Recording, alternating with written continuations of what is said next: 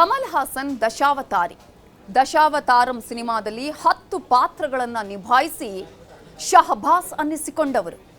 ಇದೀಗ ಈ ದಶಾವತಾರಿ ಸುಳ್ಳಿನ ಅವತಾರವನ್ನ ಎತ್ತಿದ್ದಾರೆ. ದರ್ಪದ ಮಾತುಗಳನ್ನಾಡಿದ್ದಾರೆ.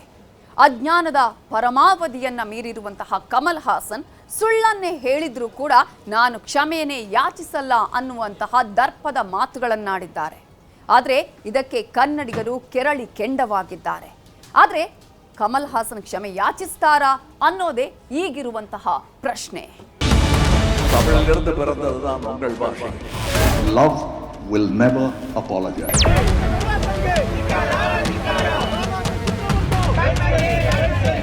And my love for Karnataka is true. If I am wrong, I will apologize. If I am not, I won't. It's my lifestyle. Please don't tamper with it.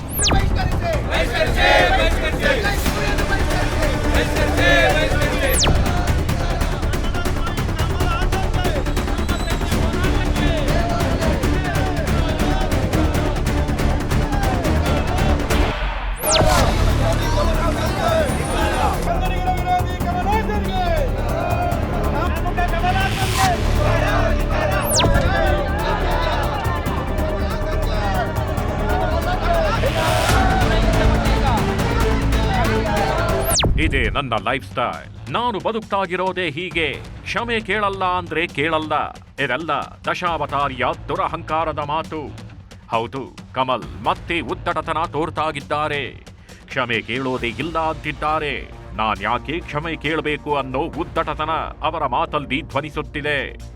ನಾನು ಕ್ಷಮೆ ಕೇಳಲ್ಲ, ಏನ್ ಮಾಡ್ಕೋತೀರೋ ಮಾಡ್ಕೊಳ್ಳಿ ಅನ್ನೋ ದರ್ಪ ಆ ಮಾತಲ್ಲಿ ಎದ್ದು ಕಾಣ್ತಿದೆ.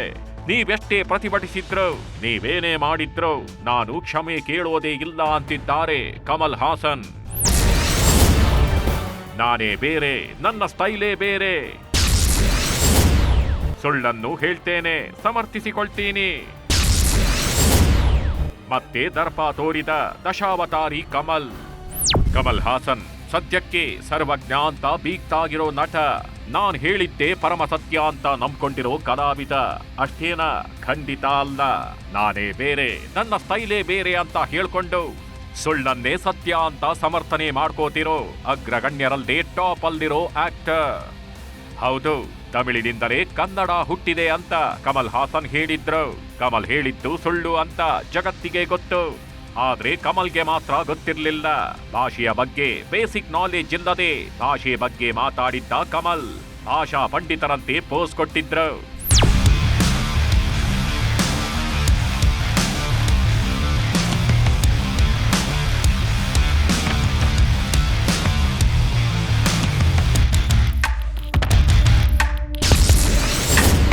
ಸುಳ್ಳು ಹೇಳಿದ್ದೇನಂತ ಗೊತ್ತಿದ್ರು, ಒಪ್ಕೊಂಡಿರ್ಲಿಲ್ಲ. ತಮಿಳಿನಿಂದಲೇ ಕನ್ನಡ ಹುಟ್ಟಿದೆ ಅಂದಿದ್ರು. ಆ ಮಾತು ಹೇಳಿದ್ದ ಕೆಲವೇ ಕ್ಷಣಗಳಲ್ಲಿ ತಾನು ಹೇಳಿದ್ದು ಸುಳ್ಳು ಅಂತ ಕಮಲ್ಗೆ ಗೊತ್ತಾಗಿತ್ತು. ಆದ್ರೆ ತಪ್ಪು ಮಾತ್ರ ಒಪ್ಕೊಂಡಿರ್ಲಿಲ್ಲ ಕಮಲ್. ಕರ್ನಾಟಕದಲ್ಲಿ ದೊಡ್ಡ ಮಟ್ಟದ ಆಕ್ರೋಶ ವ್ಯಕ್ತವಾಗಿದ್ರು, ಯಾರು ಮಾಡಿರ್ಲಿಲ್ಲ. ಕನ್ನಡಿಗರು ಪ್ರತಿಭಟನೆ ನಡೆಸಿದ್ರು. ನಂಗೆ ಅದಕ್ಕೆ ಸಂಬಂಧನೇ ಇಲ್ಲ ಅನ್ನೋ ತರ ಕೂತ್ಕೊಂಡ್ಬಿಟ್ಟಿದ್ರು ಕಮಲ್. ಕ್ಷಮೆ ಕೇಳಬೇಕು ಅನ್ನೋ ಒತ್ತಾಯ ಜಾಸ್ತಿ ಆದ್ಮೇಲೆ ಕಮಲ್ ಕ್ಷಮೆ ಕೇಳಿದ್ರ? ಖಂಡಿತ ಇಲ್ಲ. ನಾನು ಕ್ಷಮೆ ಕೇಳಲ್ಲ, ಪ್ರೀತಿಯಿಂದ ಆ ರೀತಿ ಮಾತಾಡಿದ್ದೇನೆ. ಪ್ರೀತಿಯಲ್ಲಿ ಕ್ಷಮೆ ಗೆಲ್ಲಲ್ಲ ಅಂದ್ಬಿಟ್ರು. ತಮ್ಮನ್ನ ತಾವು ಸ್ಮಾರ್ಟ್ ಅಂದ್ಕೊಂಡ್ರು. They are confusing the issue. I think what I said was said out of love, and with a lot of historians have taught me language history, and that I didn't mean anything. And let me tell you, Tamil Nadu is a place which has been open. I don't say that there's no other state like that. The Kannadigas said, come here, we'll give you a house. Don't go anywhere. So the people will take care of Thug Life, Kamal Hassan, and all these controversies. Politicians are not qualified to talk about language. They don't have the education enough to talk about it. That includes me. This is not an answer, this is an explanation. Love will never apologize. Thank you. ಕ್ಷಮೆ ಕೇಳೋದೇ ಇಲ್ಲ Kamal smart ಉದ್ದಟತನ. ಕನ್ನಡಿಗರ ಮುಂದೆ ನಟನಾ ಕೌಶಲ್ಯ ತೋರ್ತಿದ್ದಾರಾ ಕಮಲ್. ಕಮಲ್ ಹಾಸನ್ ಸಖತ್ smart. ಯಾವುದೇ ಪಾತ್ರ ಕೊಟ್ರು ಅದರಲ್ಲಿ ಜೀವಿಸಿ ಬಿಡ್ತಾರೆ. ಅವರು ಪಾತ್ರದಲ್ಲಿ ಯಾವ ತರ ಜೀವಿಸಿಬಿಡ್ತಾರೆ ಅಂದ್ರೆ ಅದು ನಟನೆ ಅಂತ ಅನ್ನಿಸೋದೇ ಇಲ್ಲ. ಆದ್ರೆ ಆ ನಟನೆಯನ್ನು ರಿಯಲ್ ಲೈಫ್ ನಲ್ಲಿ ಕನ್ನಡಿಗರ ಮುಂದೆ ತೋರಿಸೋಕೆ ಕಮಲ್ ಪ್ರಯತ್ನ ಪಡುತ್ತಿದ್ದಾರೆ. ಯಾವಾಗ ಭಾಷಾ ಪಂಡಿತರಂತೆ ಪೋಸ್ ಕೊಟ್ಟು ವಿವಾದ ಹುಟ್ಟಾಕಿದ್ರು ಆಗ್ಲೇ ಆಕ್ಟಿಂಗ್ ಶುರುವಾಗಿದೆ. ದಿನಕ್ಕೊಂದು ರೀತಿ ಆಕ್ಟಿಂಗ್ ಮಾಡ್ತಾಗಿರೋ ಕಮಲ್ ಹಾಸನ್ ಕ್ಷಮೆ ಕೇಳೋದೇ ಇಲ್ಲ ಅಂತ ಡಿಫರೆಂಟ್ ಆಗಿ ಹೇಳ್ತಿದ್ದಾರೆ. ನಾನು ಕ್ಷಮೆ ಕೇಳೋದೇ ಇಲ್ಲ ಅಂತ ದರ್ಪ ಮೆರೀತಾಗಿದ್ದಾರೆ. If I am wrong, I will apologize. If I'm not, I won't. It's my lifestyle. Please don't tamper with it. ಕರ್ನಾಟಕದ ಮೇಲೆ ಪ್ರೀತಿ ಇದೆ ಅಂತ ಹೇಳ್ತಾನೆ ಕೊನ್ನ. If I am wrong, I will apologize. If I'm not, I won't. It's my lifestyle. Please don't tamper with it. ಕೇಳಿಸ್ಕೊಂಡ್ರಲ್ಲ, ನಾನೇ ಬೇರೆ, ನನ್ನ ಸ್ಟೈಲೇ ಬೇರೆ. ತಪ್ಪಿದ್ರೆ ಕ್ಷಮೆ ಕೇಳ್ತೇನೆ, ಆದ್ರೆ ನನ್ನ ತಪ್ಪಿಲ್ಲ, ನಾನು ಕ್ಷಮೆ ಕೇಳೋದೇ ಇಲ್ಲ ಅಂತಿದ್ದಾರೆ ಕಮಲ್ ಹಾಸನ್. ಇದಿಷ್ಟೇ ಹೇಳಿದ್ರೆ ಓಕೆ, ಹೀಗೆ ಹೇಳೋದಕ್ಕೂ ಮುನ್ನ ಇನ್ನೂ ಏನೇನೋ ಹೇಳಿದ್ದಾರೆ ಕಮಲ್ ಹಾಸನ್. ಕರ್ನಾಟಕದ ಮೇಲೆ ನನ್ಗೆ ಪ್ರೀತಿ ಇರೋದು ನಿಜ, ಆಂಧ್ರದ ಮೇಲೆ ಪ್ರೀತಿ ಇರೋದು ನಿಜ, ಕೇರಳದ ಮೇಲೆ ಪ್ರೀತಿ ಇರೋದು ನಿಜ. ಇದರ ಮೇಲೆ ಸಂಶಯ ಬೇಡ. ಹಿಡನ್ ಅಜೆಂಡಾ ಆಗಿರೋರಿಗೆ ಸಂಶಯ ಇರುತ್ತೆ ಅಂದಿದ್ದಾರೆ ಕಮಲ್. ಒಟ್ಟಾರೆಯಾಗಿ ಕಮಲ್ ಏನಂದ್ರು ಇಲ್ಲಿದೆ ನೋಡಿ. And I believe in law and justice, and I believe always love will triumph. And my love for Karnataka is true. My love for Andhra is true. My love for Kerala is true. So nobody will suspect it except those with an agenda. If I am wrong, I will apologize. If I'm not, I won't. It's my lifestyle. Please don't tamper with it. ಕ್ಷಮೆ ಕೇಳಿ ಅನ್ನೋದ್ರಲ್ಲಿ ಇದೆಯಾ hidden agenda? ಯಾರಿಗಿದೆ hidden agenda? ದರ್ಪದ ಮಾತೇಕೆ Kamal? Nobody will suspect it except those with an agenda. ನಂಗೆ ಪ್ರೀತಿ ಇದೆ, ಕರ್ನಾಟಕದ ಮೇಲೆ ಪ್ರೀತಿ ಇರೋದು ಸತ್ಯ. ಕರ್ನಾಟಕದ ರೀತಿ ಆಂಧ್ರ ಕೇರಳ ಮೇಲೂ ಕೂಡ ಪ್ರೀತಿ ಇದೆ. ಇದನ್ನು ಯಾರು ಸಂಶಯಿಸೋ ಹಾಗಿಲ್ಲ. ಆದ್ರೆ ಹಿಡನ್ ಅಜೆಂಡಾ ಇರೋರು ಮಾತ್ರ ನನ್ನನ್ನ ಸಂಶಯಿಸ್ತಾರೆ, ಹೀಗಂತ ಹೇಳ್ತಿದ್ದಾರೆ ಕಮಲ್ ಹಾಸನ್. ಕನ್ನಡಕ್ಕೆ ಅವಮಾನವಾಗಿದೆ ಅಂತ ಕನ್ನಡಿಗರು ಕ್ಷಮೆ ಕೇಳಿ ಅಂತ ಒತ್ತಾಯಿಸೋದೇ ತಪ್ಪ. ಹಿಡನ್ ಅಜೆಂಡಾ ಹೊಂದಿರೋರು ಅಂತ ಕಮಲ್ ಹೇಳಿದ್ದು ಯಾರಿಗೆ? ಇದಕ್ಕೆಲ್ಲ ಕಮಲ್ ಉತ್ತರ ಕೊಡಲೇಬೇಕಾಗಿದೆ. ಅಜ್ಞಾನದ ಬಲವಾದ ಸಮರ್ಥನೆ, ಬಟ ಬಯಲಾಯ್ತು ಕಮಲ್ ಜ್ಞಾನ. ತಪ್ಪು ಯಾರು ಮಾಡಿದ್ರು ತಪ್ಪೇ. ಕಮಲ್ ಹಾಸನ್ ತಪ್ಪು ಮಾಡಿದ್ರು, ತಪ್ಪು ಅಂತ ಗೊತ್ತಾದ್ಮೇಲೆ ಕಮಲ್ ಕ್ಷಮೆ ಕೇಳಲೇಬೇಕು. ಆದ್ರೆ ಅದೆಲ್ಲವನ್ನೂ ಬಿಟ್ಟು ಕಮಲ್ ಬೇರೆ ಆಟನೇ ಆಡ್ತಾಗಿದ್ದಾರೆ. ನಂದೇನೂ ತಪ್ಪಿಲ್ಲ ಅಂತ ಹೇಳ್ತಿದ್ದಾರೆ. ಕ್ಷಮೆ ಕೇಳೋದೇ ಇಲ್ಲ ಅಂತ ಸಮರ್ಥನೆ ಮಾಡಿಕೊಳ್ತಾಗಿದ್ದಾರೆ.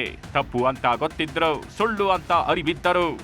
ಕಮಲ್ ಅದನ್ನ ಸಮರ್ಥನೆ ಮಾಡಿಕೊಳ್ತಿದ್ದು. ಕಮಲ್ ಭಾಷಾ ಜ್ಞಾನ ಪಟ ಬಯಲಾಗ್ತಿದೆ. ನನಗೆ ಆಶ್ಚರ್ಯ ಏನಂದರೆ, ಕಮಲ್ ಥರದ ನಟರಿಗೆ ಬಹಳ ಮೂಲಭೂತವಾದಂತಹ ಭಾಷಾ ವಿಜ್ಞಾನ ಯಾಕೆ ಗೊತ್ತಿಲ್ಲ ಅಂತ. There is a linguistic science. ಭಾಷೆ ವಿಜ್ಞಾನ ಅನ್ನೋದು ಒಂದು ವಿಜ್ಞಾನ, ಅದು ಸೈನ್ಸ್. ಅದು ಎಮೋಷನಲ್ ಆಗಿ ನಾವು ಅಭಿಮಾನದಿಂದ ಮಾತಾಡೋ ವಿಷಯ ಬೇರೆ. ವೈಜ್ಞಾನಿಕವಾಗಿ ಕನ್ನಡದ ಹುಟ್ಟು ಬೆಳವಣಿಗೆ ಪ್ರತಿ ಭಾಷೆಗೂ ಇದೆ. ಅದು ತಮಿಳು ಕನ್ನಡದ ತಾಯಿ ಅಲ್ಲ, ಅದು ಸೋದರ ಭಾಷೆ. ಇದು ಇಡೀ ಜಗತ್ತಿಗೆ ಗೊತ್ತಿರತಕ್ಕಂಥದ್ದು. ಇಷ್ಟು ದೊಡ್ಡ ನಟರಾಗಿ ಆ ಮೊನ್ನೆ ಇನ್ನೊಬ್ಬ ಮಹಾನ್ ಗಾಯಕ ಕೂಡ ಕನ್ನಡದ ಬಗ್ಗೆ ಬಹಳ ಹಗುರವಾಗಿ ಮಾತನಾಡ್ತಾರೆ. ನಾನು ಹೇಳೋದು ಏನಂದರೆ, ಇವರೆಲ್ಲ ಇಷ್ಟು ದೊಡ್ಡ ಸ್ಥಾನಕ್ಕೆ ಹೋದವರಿಗೆ ಒಂದು ಪ್ರಾಥಮಿಕ ತಿಳುವಳಿಕೆ, it's a primary knowledge. Science ಪ್ರಕಾರ ಭಾಷೆ ಹೇಗೆ ಹುಟ್ಟುತ್ತೆ, ಕನ್ನಡದ ಬೇರು ಯಾವುದು ಅನ್ನುವಂಥದ್ದು. ಆದರೆ ಅದರಲ್ಲಿ ಯಾರನ್ನೋ ಒಬ್ಬರನ್ನ ಬೇಕು ಅಂತ ತಾಯಿ ಸ್ಥಾನಕ್ಕೆ ಕೂರಿಸ್ಕೊಳ್ಳೋದು, ಅದು ಒಂದು ಕನ್ನಡಿಗರನ್ನ ಕೆರಳಿಸುತ್ತೆ ಮತ್ತು ನೋಯಿಸುತ್ತೆ. ಅದು ತಮಿಳಿಗೂ ಮಾಡೋ ಅಪಮಾನ ಅಥವಾ ಯಾವುದೇ ಭಾಷೆಗೆ ಮಾಡೋ ಅಪಮಾನ. ಭಾಷೆಯ ಬಗ್ಗೆ ಸುಳ್ಳು ಹೇಳಬಾರದು. ಕಮಲ್ ಹಾಸನ್ ವಿರುದ್ಧ ಮುಂದುವರೆದ ಆಕ್ರೋಶ. ಕಮಲ್ ಹಾಸನ್ ತಪ್ಪು ತಿದ್ಕೋತಾರೆ ಅಂತ ಎಲ್ಲರೂ ಅಂದ್ಕೊಂಡಿದ್ರು. ಆದ್ರೆ ಕಮಲ್ ದರ್ಪ ಮೆರೀತಾಗಿದ್ದಾರೆ. ಇದರಿಂದಾಗಿ ಕನ್ನಡ ಪರ ಸಂಘಟನೆಗಳು ತಮ್ಮ ಆಕ್ರೋಶ ಮುಂದುವರಿಸುತ್ತಿವೆ. ರಾಜ್ಯದ ಹಲವೆಡೆ ಕಮಲ್ ಹಾಸನ್ ವಿರುದ್ಧ ಪ್ರತಿಭಟನೆ ಜೋರಾಗಿದೆ. ಬೆಂಗಳೂರಿನ ಫ್ರೀಡಂ ಪಾರ್ಕ್ನಲ್ಲಿ ಕಮಲ್ ವಿರುದ್ಧ ಕರವೇ ಪ್ರತಿಭಟನೆ ನಡೆಸಿದೆ. ಕಮಲ್ ವಿರುದ್ಧ ಘೋಷಣೆ ಕೂಗಿ ಪ್ರತಿಕೃತಿ ದಹಿಸಲಾಗಿದೆ. ಮೈಸೂರಿನಲ್ಲೂ ಕೂಡ ಕನ್ನಡ ಪರ ಸಂಘಟನೆಗಳು ಅಖಾಡಕ್ಕೆ ಇಳಿದಿವೆ. ಒಬ್ಬ ತಮಿಳಿನ ನಟ ಕಮಲ್ ಹಾಸನ್ ಕರ್ನಾಟಕ ಇತಿಹಾಸ ತಿಳಿದೆ ತಮಿಳಿನಿಂದ ಕನ್ನಡ ಬಂದಿ ಅಂತ ಹೇಳ್ತಾ ಇದ್ದಾನೆ. ಆದರೆ ಆತನಿಗೆ ನಾವು ನೇರವಾಗಿ ಚರ್ಚೆ ಕರಿತೀವಿ. ತನ್ನಲ್ಲಿರುವ ತಮಿಳುನಾಡು ಇತಿಹಾಸ ತಗೊಬರಲಿ, ನಾವು ಕರ್ನಾಟಕದಲ್ಲಿರುವಂಥ ನಮ್ಮ ಸಾಹಿತಿಗಳು, ಹೋರಾಟಗಾರರು ಎಲ್ಲ ಸೇರಿ ಮುಖಾಮುಖಿ ಕೂತು ಚರ್ಚೆ ಮಾಡೋಣ. ತನ್ನ ಕಮಲ್ ಹಾಸನ್ಗೆ ತನ್ನ ವಂಶವೃಕ್ಷದ ಬಗ್ಗೆನೇ ಅರಿವಿಲ್ಲ. ಅವನ ವಂಶವೃಕ್ಷ ಏನು ಅಂತ ಗೊತ್ತಿಲ್ಲ. ಅವನು ಇವತ್ತು ಒಬ್ಳು ಮದುವೆಯಾರ, ನಾಳೆ ಇನ್ನೊಬ್ಬಳ ಅಂತಾನೆ. ಅಂತ ಒಬ್ಬ ಪಾಪಿ ಇವತ್ತು ಕನ್ನಡದ ಬಗ್ಗೆ ಏನೋ ಮಾತಾಡ್ತಾ ಇದ್ದಾನೆ. ಆತನಿಗೆ ಹೇಳೋದು ಇಷ್ಟೇ, ಕೃಷ್ಣಶಕ 450ರಲ್ಲಿ ಅಲ್ಮಡಿ ಶಾಸನ ಬಂದಿದೆ ನಮ್ಮದು. ಕೃಷ್ಣಶಕ 850ರಲ್ಲಿ ಕವಿರಾಜ ಮಾರ್ಗ ಅಂತ ಗ್ರಂಥವನ್ನು ನಾವು ಬರೆದಿದ್ದೇವೆ. ಅದಲ್ಲದೆ ಕದಮ್ಮ ಅಂತವ್ರನ್ನ ಈ ಕನ್ನಡ ಲಿಪಿಯನ್ನು ಇದು ಮಾಡಿದ್ದಾರೆ. ಒಬ್ಬ ಪಿಮ್ಮಡಿ ಪುಲಿಕೇಶಿ ಅಂತವರು ಕರ್ನಾಟಕದಿಂದ ಆಫ್ಘಾನಿಸ್ತಾನ ಆಳ್ತಾರೆ ಇವತ್ತು. ಅಂತ ಒಂದು ನಾಡಿದು ನಮ್ಮದು. ನಿಮ್ಮಲ್ಲಿ ಇರುವಂಥ ಪದಗಳನ್ನ ಕನ್ನಡ ಪದಗಳು ತಗೊಂಡಿದ್ದೀರಿ. ನಿಮಗೆ ದಾನ ಉಪಯೋಗಿಸ ಬರಲ್ಲ. ದೇವರ ಮಗನಾಗಿ ತೇವರ ಮಗನ್ ಅಂತೀರಿ ನೀವು. ಅಂಥದ್ದು ಪದಗಳೇ ಇಲ್ಲ ನಿಮ್ಮಲ್ಲಿ. ನಮ್ಮ ಹತ್ರ ಇರೋ ಪದಗಳು ಆ ಇಂದ ಜ್ಞಾವರ್ಗಸು ಇದೆ ನಮ್ಮಲ್ಲಿ. ನಿಮ್ಮ ಹತ್ರ ಇರೋ ಎಷ್ಟು ಪದಗಳಿವೆ ನಿಮ್ಮಲ್ಲಿ? ಅದು ದಯವಿಟ್ಟು ನಾನು ಸರ್ಕಾರ ಇದು ಚಲನಚಿತ್ರ ವಾಣಿಜ್ಯ ಮಂಡಳಿ ಇಷ್ಟೇ ನಾನು ಹೇಳೋದಕ್ಕೆ ಇಷ್ಟಪಡೋದು, ದಯವಿಟ್ಟು ಯಾವುದೇ ಕಾರಣಕ್ಕೂ ಕಮಲ್ ಹಾಸನ್ ಚಿತ್ರ ಬಿಡುಗಡೆ ಮಾಡಬೇಡಿ. ಕರ್ನಾಟಕ ಸರ್ಕಾರಕ್ಕೆ ಮುಖ್ಯಮಂತ್ರಿಯವರಿಗೆ ಹೇಳೋದು ಇಷ್ಟೇ ನಾನು, ದಯವಿಟ್ಟು ಆತನ ಚಿತ್ರನ ಬ್ಯಾನ್ ಮಾಡಿ ಆತ ಬಂದು ಕ್ಷಮೆ ಕೇಳಬೇಕು. ಕ್ಷಮೆನ ಕೇಳೋಂಥ ಸರ್ವಾಧಿಕಾರಿ ಧೋರಣೆ ತೋರಿಸ್ತಾ ಇದ್ದಾನೆ ಅಂದರೆ ಆತನ ಮೇಲೆ ಎಷ್ಟು ಇದಿರಬೇಕು. ಇವತ್ತು ಆತ ಕೋಟ್ಯಾಂತರ ಅಭಿಮಾನಿಗಳು ಕರ್ನಾಟಕದಲ್ಲಿ ಇದ್ದಾರೆ. ತಮಿಳಿನಲ್ಲಿ ಓಡಿದ ಸಿನಿಮಾಗಳು ಕರ್ನಾಟಕದಲ್ಲಿ ಓಡಿದೆ. ಇಷ್ಟೆಲ್ಲ ಎತ್ಕೊಂಡು ಅವನು ಕನ್ನಡದ ಋಣ ತೀರಿಸಬೇಕೇ ಹೊರತು ಅವನು ಕನ್ನಡದ ವಿರುದ್ಧ ಮಾತಾಡಬಾರ್ದು. ದಯವಿಟ್ಟು ನೀನು ಕ್ಷಮೆ ಕೇಳಿಲ್ಲ ಅಂದರೆ ಯಾವುದೇ ಕಾರಣಕ್ಕೂ ನಿನ್ನ ಸಿನಿಮಾ ಕರ್ನಾಟಕದಲ್ಲಿ ಬಿಡುಗಡೆ ಹಾಕಿ ಬಿಡಲ್ಲ. ಮೈಸೂರಿನಲ್ಲದು ಖಂಡಿತವಾಗಿ ಬಿಡಲ್ಲ ಅಂತ ನಾನು ಹೇಳಕ್ಕೆ ಇಷ್ಟಪಡ್ತೇನೆ. ಕಮಲ್ ಫೋಟೋ ಪೋಸ್ಟರ್ಗಳಿಗೆ ಬೆಂಕಿ, ಸಿನಿಮಾ ತಡೆಗೆ ಆಗ್ರಹ. ಚಿತ್ರದುರ್ಗದಲ್ಲಿ ಕಮಲ್ ಹಾಸನ್ ವಿರುದ್ಧ ಕರವೇ ಪ್ರತಿಭಟನೆ ನಡೆಸಿದೆ. ಥಗ್ ಲೈಫ್ ಸಿನಿಮಾದ ತಡೆಗೆ ಆಗ್ರಹಿಸಲಾಗಿದೆ. ಕಮಲ್ ಹಾಸನ್ ಫೋಟೋ ಪೋಸ್ಟರ್ಗಳನ್ನ ಹರಿದು ಬೆಂಕಿ ಹಚ್ಚಿ ಆಕ್ರೋಶ ವ್ಯಕ್ತಪಡಿಸಲಾಗಿದೆ.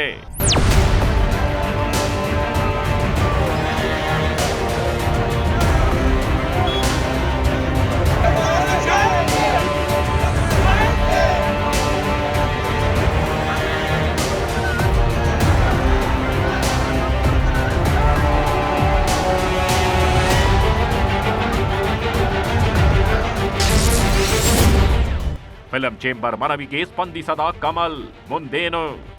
ಕಮಲ್ ಹಾಸನ್ ಕ್ಷಮೆಗೆ ಫಿಲಂ ಚೇಂಬರ್ ಆಗ್ರಹಿಸಿತ್ತು. ಆದ್ರೆ ಕಮಲ್ ಹಾಸನ್ ಡೋಂಟ್ ಕೇರ್ ಅಂತಿದ್ದಾರೆ. ಈಗ ಫಿಲಂ ಚೇಂಬರ್ ಏನ್ ಮಾಡುತ್ತೆ? ಥಗ್ ಲೈಫ್ ಸಿನಿಮಾ ಬ್ಯಾನ್ ಆಗತ್ತಾ? ಕಮಲ್ ಸ್ಯಾಂಡಲ್ವುಡ್ ನಿಂದ ಬ್ಯಾನ್ ಆಗ್ತಾರ? ಯಾವ ನಿರ್ಧಾರ ತೆಗೆದುಕೊಳ್ಳುತ್ತೆ ಫಿಲಂ ಚೇಂಬರ್ ಅನ್ನೋದನ್ನ ಕಾದು ನೋಡಬೇಕಿದೆ.